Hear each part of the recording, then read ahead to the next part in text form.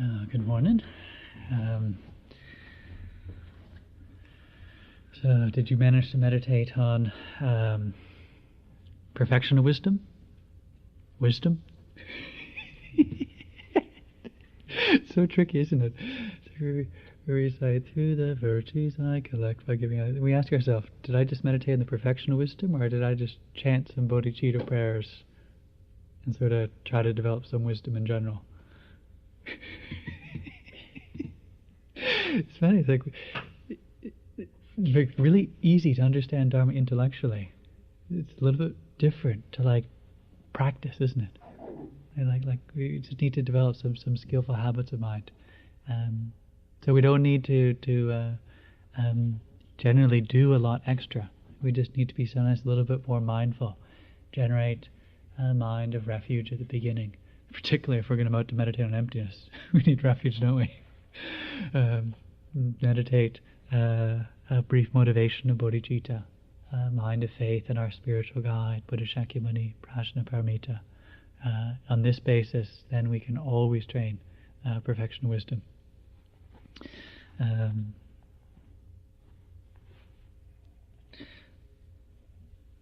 So before we go on, another few pages of the text here. How was that meditation for you? There's some questions that came up as you're spinning circles trying to find an inherently existent body that normally appears to your mind. Any things you'd like to discuss? I'm giving that a trial go here. John, yeah? I kept going back and forth between two things that I thought might be it. I wasn't Yeah. sure. Like, one was more like really trying to feel my body sitting here in the chair. And like trying to concentrate on that feeling as the inherently existent body. And the other one was a little bit more like a little conceptual nugget of like what appears to mind as the body. Going back and forth between two, I couldn't figure out. Yeah. What are other people's experience? We try to meditate according to the instructions here when we normally think my body, that appearing solid, independent. Rosemary.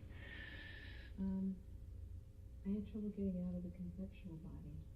Mm. But it seemed like however I tried to see my body, it was not easy to see because I was either seeing it from outside of myself, I was looking in a mirror, Right.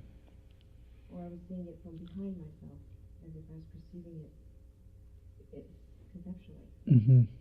So I couldn't quite get it. I couldn't find it in a way because I was looking at it either through the senses or through imagination. So none of it was direct.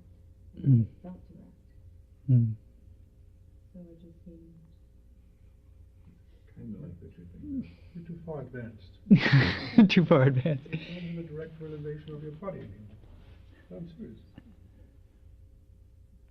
You know, it's funny, I'm wondering, because a lot of what and I don't know if this is connected, but a lot of times what I do with my meditations is I just, I see a clear connection between mind and body, and I see when I'm not well and I need to heal, which is not very often. It seems like if I have a little dis-ease in my body, I go in, It's a trigger. It just sort of, I don't know how to explain it, but energetically I'm able to dissolve it. And it doesn't exist. So maybe I've been practicing it in a different way. I don't know. But I just, I couldn't find it. It's a little separately. What for people who've done this before in TTP? How's it sort of appearing to you differently over time, or what's been your experience like when you try to find the object of negation? How do you describe it? Today's meditation notwithstanding, because that was just an exercise in aggravation.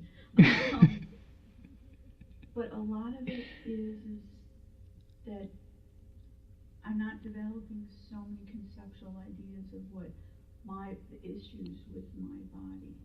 Pain-wise, it's like, oh, that's pain. There's an equanimity to it. There's not oh man, I gotta stop what I'm doing, the world has to stop now because I'm in pain. Or sense of space awareness is a lot different after spending some time meditating, because there's not so much. I used to have a big issue with personal space, and don't get within the personal space, because I own all the property, the real estate from here to here, And when the more meditating on what's inherently what I think is inherently existent, not being there, that doesn't exist anymore. That personal real estate doesn't bother me as much. And another thing too is that the more I try and find an inherently existent body, the more I realize how much crap I've laid on those labels of what is my inherently existent body. Is it a healthy body? Is it not a healthy body? Is it a short body? Is it a body that prefers plaid? What kinds of things that is. And a lot less, that kind of seems to fade away of what's important about your body. Okay, you gotta feed your body to get around, to not be crabby with low blood sugar.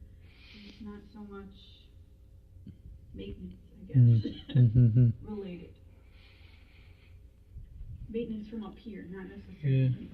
I would agree with Rosemary's experience, or a similar experience. I cannot agree with that experience, but a similar experience of a course of practice and meditation on the body.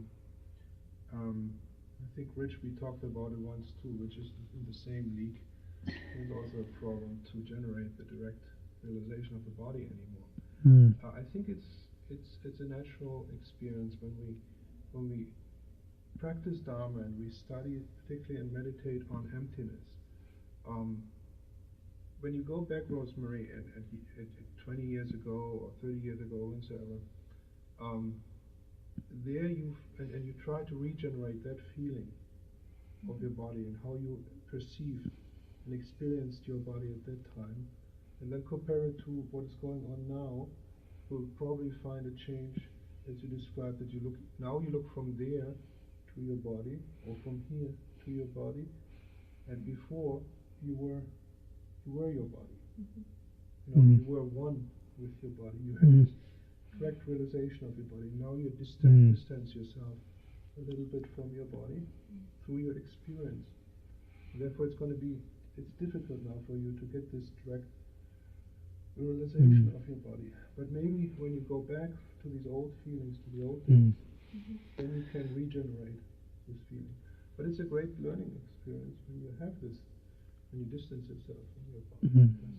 Now you use a generic image of your body, not the direct realization anymore, in order to get maybe back to the direct realization of the body.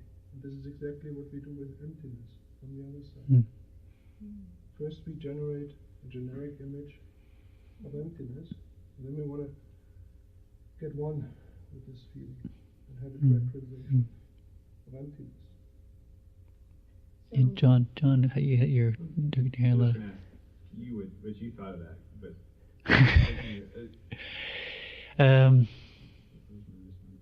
my personal feeling is that we progress through many levels and layers of understanding and experiencing emptiness, and